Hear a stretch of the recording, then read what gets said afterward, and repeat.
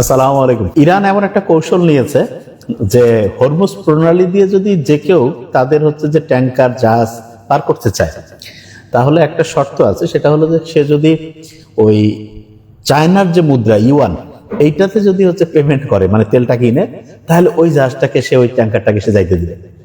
তো এইটা কিন্তু আমেরিকার যে সারা পৃথিবীতে যে প্রভুত্ব, তার যে সুপার পাওয়ার হিসেবে যে অবস্থানটা, এইটার সবচেয়ে বড় যে ইন্ডিকেটর সেটা হচ্ছে ডলারের যে ক্ষমতা। এবং আমরা জানি যে এই সিস্টেমটার পিছনে একটা আমেরিকা মারাত্মক চাল চালছে। চালটা এরকম, দ্বিতীয় বিশ্বযুদ্ধ যখন শেষ হয়, হ্যাঁ, 44-45-এর দিকে, ওই 1944-45-এর দিকে আমেরিকা সবচেয়ে বেশি স্বর্ণ তার কাছে ছিল এবং অর্থনীতিও খুব স্ট্রং ছিল। তারা তখন একটা করলো যে তোমাদের তো যুদ্ধে অনেক ক্ষয়ক্ষতি হয়েছে, তার বিভিন্ন যে ওই যে কারেন্সি আছে, মুদ্রাগুলো আছে, এগুলো তো মান খুব কম বেশি হয়। তো এই জন্য আসো আমরা এমন একটা সিস্টেম করি যে সারা পৃথিবীতে যাতে সব মান মোটামুটি ঠিক থাকে, এই কারণে একটা ডলারকে আইডিয়াল ধরে আমরা আগায় যাই। তো সবাই তখন বললো যে ডলারকে আমরা ধরবো, তার মানে আমাদের সিকিউরিটি কি? তখন আমেরিকা বললো যে ঠিক আছে, তোমরা প্রতি এক আউন্স মানে প্রায় 30-31 গ্রাম, মানে সহজ করে বললে প্রায় 3 ভরি। এক আউন্স মানে 3 ভরি স্বর্ণ, এক ভরিতে প্রায় 11 গ্রামের মতো হয়। তো এক আউন্স স্বর্ণের দাম ওই সময় 1944 সালে $35 করে দিয়েছে। বলছে যে দেখো, তোমরা যত ডলার আমাদের কাছ থেকে নিবা, সেটার বিপরীতে আমাদের এখানে স্বর্ণ থাকবে। যে কোনো সময় তুমি চাইলে আমাকে বললা যে ঠিক আছে, আমি আমার $35 দিলাম, আমাকে 1 আউন্স স্বর্ণ দিয়ে দাও, আমরা তখন দিয়ে দিব। সবাই বললো ঠিক আছে, খুব ভালো কথা। এবং বললো যে তোমাদের যে ওই যেটা আছে, ওইটা ঋণ টিন গুলো অনেকটা আমরা মকুব করে দিব। সবাই তো মহা খুশি। 1944 সালে এরকম একটা চুক্তি হইলো, 44টা দেশ মিলে, সবাই মিলে বসে, এবং আস্তে আস্তে সারা পৃথিবীর সবাই যে ডলারে কেনা বেচা সবকিছু করতেছে। কারণ ডলারের যে ওইটার মানে সিকিউরিটি হচ্ছে গোল্ড। এবং গোল্ডের একটা বৈশিষ্ট্য বলি, ধরা যাক একটা 6 তলা বিল্ডিং, লম্বায় 6 তলা, মানে দৈর্ঘ্য প্রস্থ উচ্চতায় 6 তলা একটা বিল্ডিং, এইটার মধ্যে যতটুকু স্বর্ণ রাখা যাবে, সারা পৃথিবীর গোল্ড কিন্তু মোটামুটি এরকম। এখন অনেকের মাথায় প্রশ্ন আসতে, ভাই আরো যদি নতুন স্বর্ণের খনি থেকে স্বর্ণ বের করি, স্বর্ণের খনি থেকে স্বর্ণ বের করতে গেলে যে খরচ হবে, সেই খরচ দেওয়ার পরে স্বর্ণের দাম মানে ওটা লাভজনক হবে না। এই জন্য স্বর্ণের খনি থেকে কেউ স্বর্ণ বিভাবে বের করে না। এখন পর্যন্ত সারা পৃথিবীতে মানে একটা 6 তলা লম্বা দৈর্ঘ্য প্রস্থ উচ্চতার বিল্ডিং এ যতটুকু স্বর্ণ ঢুকে, সেই পরিমাণ স্বর্ণ মানুষের হাতে আছে। এবং এই স্বর্ণের উপর ভিত্তি করেই কিন্তু সারা পৃথিবীতে ইসলামও বলছে স্বর্ণ রূপ এইগুলোর উপর ভিত্তি করে যাতে সারা দুনিয়াতে বিনিময় প্রথাটা চালু থাকে। তাইলে হবে কি, সততার সাথে সবার অর্থের একটা ঠিক দাম থাকবে। কিন্তু মানুষ আমেরিকাকে বিশ্বাস করলো 44 সালে, 50 গেল, 60 গেল, 70 গেল। বাংলাদেশে যখন 71-এ যুদ্ধ শুরু হইলো না, ওই সময় সম্ভবত রিচার্ড নিক্সন, উনি বললো যে এখন ডলারের সাথে যে গোল্ডের যে সরাসরি কানেকশন, যে আমি $35 দিলে আমাকে 1 আউন্স গোল্ড দিয়ে দিবে, এটা এখন আর দিব না। সবাই বললো কেন, আপনি তো ওয়াদা আমাদের সাথে করছেন। এটা বলছে ওয়াদা করছি, কিন্তু এখন আর এটা হবে না। এবং সবাই তখন চিন্তা করলো না, আমি আর ডলার রাখবো না। জিনিসটা বোঝার চেষ্টা করে। তখন 71-এর পর থেকে 72 গেল, ডলারের তো মানুষ চিন্তা করতেছে আমি এই কাগজ দিয়ে কি করবো, আমার যদি স্বর্ণই না দেয়। 73-এ যুদ্ধ লাগলো মধ্যপ্রাচ্যে। যুদ্ধের পরে আবার তেলের দাম খুব কম বেশি হয়ে গেল। তার ঠিক 1 বছর পরে 1974-এ সৌদি আরবের সাথে আমেরিকা একটা ডিল করলো। ডিলটা এরকম যে যত তেল বিক্রি হবে সব ডলারে কেনা হবে, মানে ডলার ছাড়া কেউ তেল কিনতে পারবে না। এবং এই সৌদি আরবের যে মানে এই সিকিউরিটির ব্যবস্থাটা করবে আমেরিকা। বাস, ডিল যখন হয়ে গেল, তখন সৌদি বললো কি, যে আমি যত তেল বেচবো সব ডলারে পেমেন্ট করতে হবে। তার মানে কি, যে কেউ যদি তেল কিনতে চায় তার ডলার দিতে হবে। আর ডলার কার কাছে? আমেরিকার কাছে। তার মানে যার কাছে যেই ডলার আছে, সেই ডলারটা তার খরচ করতে হবে, নাইলে তো সে তেল আনতে পারবে না। তেল তো সবারই লাগে। আর তেল যখন সৌদি আরবের কাছ থেকে তেল কেনার সময় যখন ডলার দিল, ওই ডলারটা আবার কোথায় আসলো?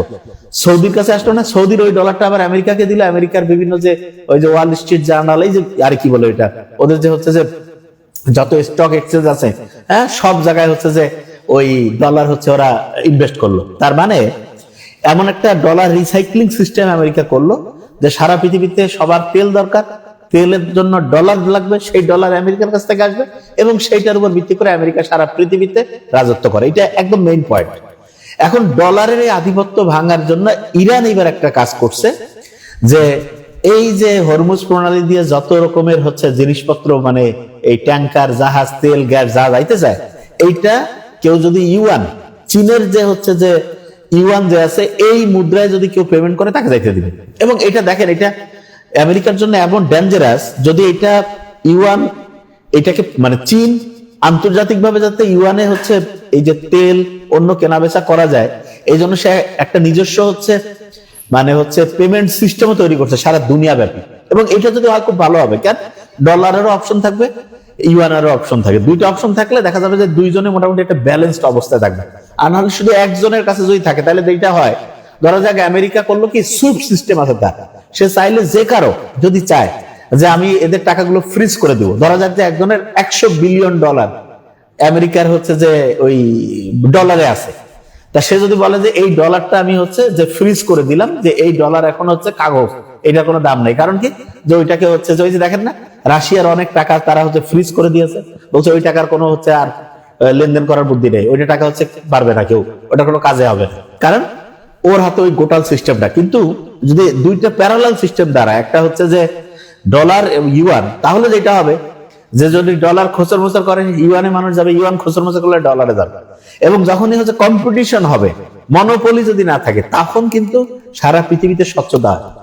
এবং দেখেন, যে কোনো জায়গায় ব্যালেন্স রাখার জন্য আল্লাহর যে কথাকার কোন হিসাব, মানুষ আমেরিকায় যুদ্ধ লাগায়, এখন সবচেয়ে বড় ক্ষতিটা আমেরিকার যেটা হবে, এটা কেউ যদি ঠান্ডা মাথায় ইকোনমি বুঝে তাহলে বুঝতে পারবে যে ডলারের যে আধিপত্য, এইটার প্যারালালি যদি জাস্ট হচ্ছে যে ইউয়ান মানে 20, 30, 40% যদি দাঁড়ায় যাইতে পারে, তাহলে কিন্তু সারা পৃথিবীতে অনৈতিক বা অনিয়ম, অন্যায্য কাজগুলো যেগুলো আমেরিকা করে, এগুলো অতটা করতে পারবে না। তো এটা একটা মারাত্মক ব্যাপার। এখানে একটা জিনিস বলে রাখি, সাধারণত ডলারের বিরুদ্ধে মানে এরকম মানে এইরকম প্ল্যান অন্য কেউ নিতে পারে নাই, কিন্তু বিকল্প মুদ্রার জন্য সাদ্দাম হোসেন চেষ্টা করছিল, তাকে অ্যাটাক করে একেবারে মৃত্যু। তারপরে লিবিয়ার গাদ্দাফি চেষ্টা করছিল, সেও শেষ। এরপরে হচ্ছে যে ওটাকে কি বলে, ভেনেজুয়েলার যে রয়েছে এই যে হুগো চাভেজ, তাকে হচ্ছে ধরে নিয়ে চলে আসছে। কিন্তু ডেঞ্জারাস যে ব্যাপারটা, সেটা হলো যে অন্য আগে যারা ছিল তাদের কারো কিন্তু এরকম হরমুজ প্রণালীর ক্যাপাসিটি ছিল না। তো হরমুজ প্রণালীর যে ক্যাপাসিটি, এই ক্যাপাসিটিটা কিন্তু শুধু ইরানের কন্ট্রোলে আছে। তার মানে আগের যে দেশগুলো ছিল তাদের নিজস্ব তেল ছিল, কিন্তু এরকম একটা যে 20-30% তেল যাতায়াতের একটা গোটাল রুট কারো কন্ট্রোলে ছিল না, এইটা কিন্তু আছে ইরানের কন্ট্রোলে। এবং আমরা বুঝতে পারছি এই কন্ট্রোলটা ধরে রাখার জন্য কিন্তু সর্বোচ্চ সাপোর্ট ভিতরে ভিতরে হোক আর যেভাবে হোক চীন দেবে। কারণ তার মুদ্রা যদি বিশ্ববাজারে হচ্ছে যে কেনা বেচার একটা বড় মাধ্যম হয়, তাহলে তার মানে তার সুপার পাওয়ার হওয়ার যে মানসিকতা, যে ইচ্ছা, সেটা কিন্তু ইয়া হয়ে যাবে।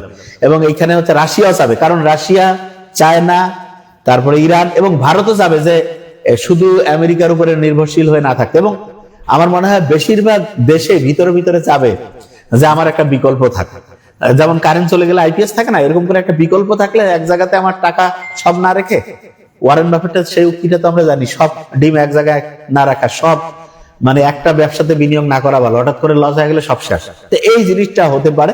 তা আমার মনে হয় ইনশাআল্লাহ, এইটা আমার মনে হয় যে আল্লাহ যদি চায়, এই বিকল্প যে হচ্ছে ইউয়ান মানে পেট্রো ডলারের যারা পেট্রো ইউয়ান, এই সিস্টেমটা যদি চালু হয়ে যায়, তাহলে আমেরিকার যে আধিপত্যবাদ, সাম্রাজ্যবাদ, এইটার একটা বিশাল লাগাম টানা হয়ে যাবে। এবং এই জন্য ইরানের কাছে সারা পৃথিবীর মানুষকে হচ্ছে যে মানে এটা হচ্ছে একটা থ্যাংক ইউ জানানোই উচিত। তা আমরা দোয়া করি যে ইরান যে মানে অন্যায়ের শিকার হয়ে যে মজলুম হয়ে যে সে যে লড়াইটা চালাচ্ছে, এই লড়াইয়ে যাতে সে সফল হয় এবং সারা পৃথিবীর প্রত্যেক বিবেকবান মানুষ যার সামান্যতম হচ্ছে জ্ঞান বিবেক আছে, সে কিন্তু ইরানের পক্ষে দাঁড়াবে। মুসলমান বলে এই জন্য না, ইরানের পক্ষে দাঁড়াবে কারণ সে মজলুম। এবং আমি আবার বলি বারবার, কেউ যদি এখানে শিয়া সুন্নি মুসলিম না এইটা বলে যদি ঘোলা পানিতে মাছ শিকারের চেষ্টা করে, বুঝবেন যে নিয়ত খারাপ, মূর্খ। এই জন্য যে মজলুম, যে হচ্ছে আক্রমণের শিকার হয়েছে, তার পক্ষে প্রত্যেকের দাঁড়ানো উচিত। এবং আমেরিকা থেকে শুরু করে, এবং দেখেন আমেরিকার ওই যে জো ক্যান্ট যার কথা বলছিলাম, যিনি হচ্ছে যে গত ভিডিওটা আমরা বলছিলাম যে কাউন্টার টেরোরিজমের যে হচ্ছে সারা পৃথিবী ব্যাপী যে আমেরিকা যে হচ্ছে যুদ্ধ পরিচালনা করে, সেইটার যিনি একেবারে মানে ডিরেক্টর ন্যাশনালি, উনি কিন্তু নিজে হচ্ছে পদত্যাগ করছেন। তার মানে দেখেন কত ভালো মানসিকতা। দেখেন উনি নিজে এটা মানে আর নিতে পারতেছিল না যে এরকম একটা অন্যায় যুদ্ধ আমি কেন করব। এবং ইসরায়েল এবং অন্যদের হচ্ছে প্ররোচনায় পড়ে একটা যুদ্ধ করে একটা দেশকে ধ্বংস করবে, নিজের আমেরিকারও ক্ষতি হবে, এবং আলটিমেটলি আমেরিকা থেকে শুরু করে সারা পৃথিবীতে যারা বিবেকবান মানুষ প্রত্যেকেই আমেরিকা এবং ইসরায়েলের এই অনৈতিক যুদ্ধের বিরুদ্ধে কথা বলবে, এবং একই সাথে ইরান যাতে ভালো করে এই জন্য সবাই দোয়া করবে। Thank you so much. আসসালামু আলাইকুম।